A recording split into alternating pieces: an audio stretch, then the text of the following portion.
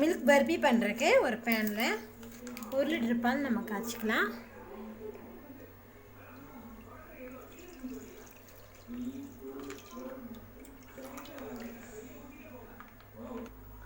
High ஃப்ளேமில் வச்சு பாலை காய்ச்சிக்கலாம்.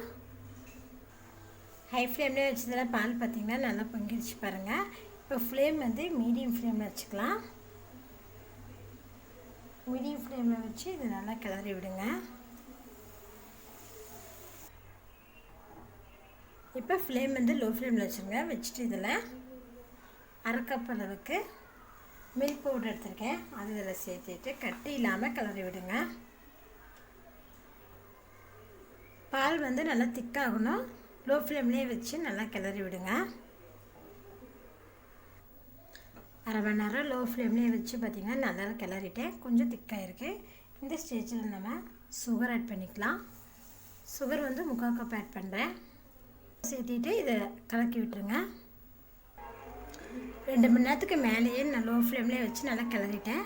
இப்போ இது கூட நம்ம 1 டீஸ்பூன் போல் நெய் சேர்த்திக்கலாம். சேர்த்திட்டு இதை கலக்கி விடுங்க. பேனில் பாருங்கள் நல்லா ஒட்டாமல் வந்திருக்கு. இப்போ நம்ம ஸ்டவ் ஆஃப் பண்ணிடலாம். சின்ன டிஃபன் பாக்ஸில் நெய் அப்ளை பண்ணி வச்சுருக்கேன். அதில் நம்ம ரெடி பண்ணி வச்சுருக்கிறேன். இதில் சேர்த்திடுங்க.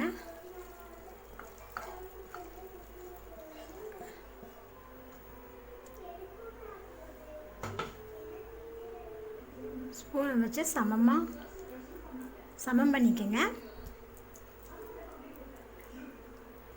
இது கொஞ்சம் ஆறுனது இதை நம்ம கட் பண்ணிக்கலாம். பாருங்கள் ஆறிடுச்சு. இப்போ இதை நம்ம வேறு பிளேட்டுக்கு மாற்றிக்கலாம்.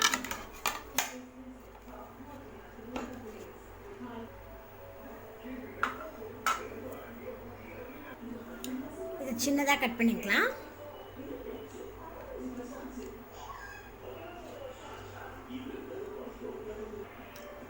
பால் இருந்தால் நீங்களும் இது போல் செஞ்சு பாருங்கள். செஞ்சு பார்த்துட்டு உங்கள் ஃபீட்பேக்கை சொல்லுங்கள்.